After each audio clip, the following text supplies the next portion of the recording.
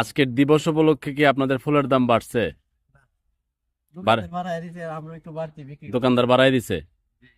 আচ্ছা, এখন আপনাদের এই ফুলের পিস কত করে? 50 টাকা করে বিক্রি করবো আর কি, 30 টাকা করে সিঙ্গেল দিব আর কি, 30-50 যাই বিক্রি করতে হবে। আচ্ছা, আজকে বেচা বিক্রি কেমন হওয়ার সম্ভাবনা?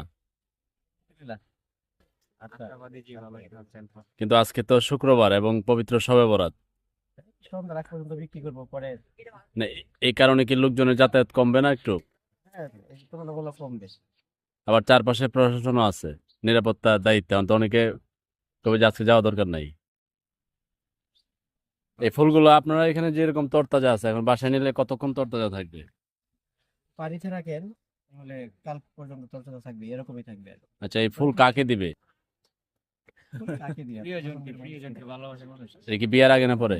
বিয়ের আগে দিতে পারেন, পরে দিতে না, আগে তো এটা অবৈধ। বিয়ের পরে দিবেন।